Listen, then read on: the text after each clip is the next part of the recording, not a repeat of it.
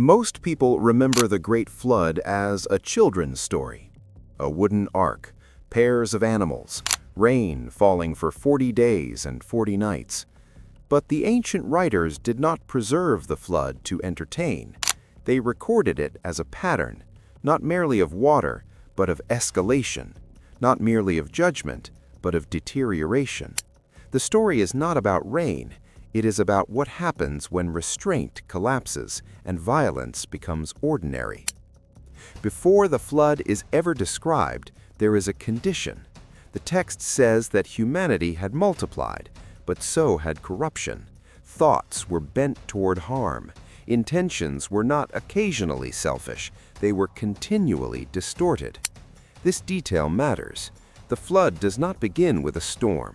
It begins with normalization. Violence had become ambient. The ancient narrative describes a world where power determined value, where strength justified action, where accountability thinned until it disappeared. It does not list specific crimes, it names a climate. The earth was filled with violence. That phrase is less dramatic than it sounds. It is observational. Violence was not rare enough to shock, it was frequent enough to define. This is the first uncomfortable truth of the flood. Collapse begins quietly. Societies rarely implode overnight. They erode through tolerance. What once felt extreme becomes explainable. What once felt wrong becomes negotiable. The flood narrative suggests that divine intervention did not arrive at the first offense. It arrived after saturation. The untold part of the story is not the rain. It is the waiting. According to the text, Noah is instructed to build an ark long before the first drop falls. Construction takes years, perhaps decades. The ark is not a sudden escape plan. It is a public project, a visible contradiction in a stable world. Wood rising in dry ground, labor invested in something unnecessary until it wasn't. Noah's obedience happens during calm. This detail reframes the narrative. The flood is often imagined as panic, but the most decisive choices were made when skies were clear. The ark was built while life continued normally. The untold story is not only about divine judgment, it is about human dismissal. The text implies that warnings existed, that the ark itself functioned as one. But warnings rarely produce transformation when comfort is uninterrupted. The absence of immediate consequence breeds confidence. If nothing happens today, nothing will happen tomorrow. If the sky remains clear, perhaps the threat was exaggerated. This is the pattern before the flood. Disbelief reinforced by routine. When the rain finally begins, it is not described as light or gradual. The language is violent. Fountains burst, windows of heaven open. Water rises not only from above, but from beneath. The world does not simply get wet, it fractures. This dual source matters. The flood comes from above and below. Judgment and collapse converge. External pressure meets internal weakness.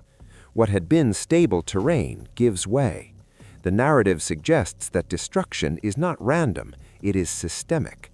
When violence saturates culture, foundations weaken long before structures fall. The ark floats because it was constructed before foundations dissolved. This is the second uncomfortable truth. Preparation often looks unnecessary until it is indispensable. Inside the ark there is confinement, darkness, waiting. The animals are preserved but not without proximity. The text does not romanticize this space. It is survival, not luxury. Noah is not described as triumphant. He is described inside. The rain continues, 40 days of falling water, but the narrative adds something many overlook. The waters prevail for far longer, months. The earth remains submerged long after rainfall ceases. This means the crisis does not end when the visible cause stops. After violence comes isolation. After collapse comes stillness. The ark drifts over a world erased of landmarks, no cities, no boundaries, no familiar terrain. Everything that once defined orientation is gone. The untold story of the flood includes this disorientation. When judgment resets a world, it removes more than corruption. It removes certainty. Eventually, the waters recede. The ark rests on mountains. But even then, Noah does not exit immediately. He waits for instruction.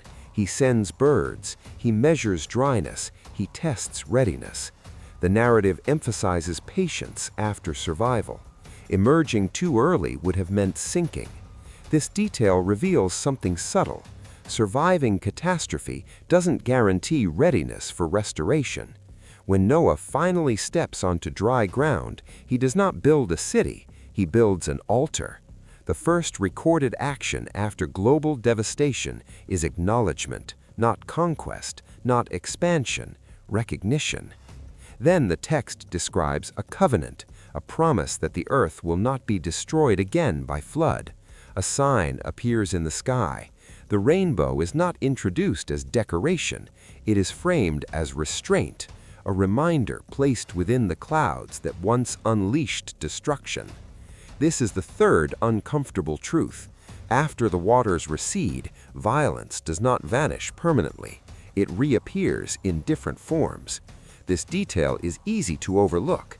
The flood resets environment, not nature. The human capacity for harm remains. This is where interpretation becomes layered.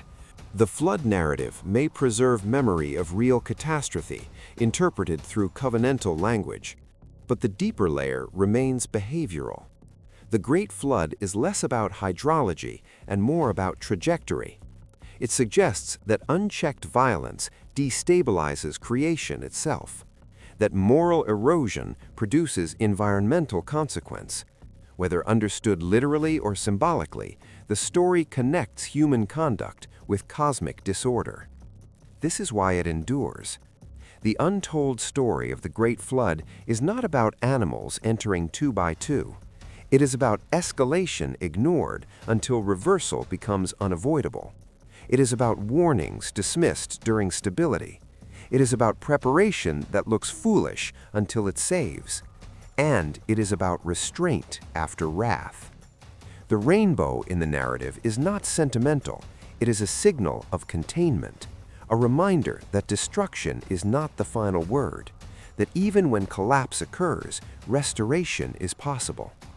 The untold story of the Great Flood is not hidden in the storm. It is hidden in the years before it, in the gradual acceptance of harm, in the quiet building of an ark that seemed unnecessary. And perhaps that is why the narrative remains unsettling, because it suggests that destruction is rarely sudden, it is cumulative, and restoration, though possible, requires acknowledgement. The waters receded, but the pattern remains.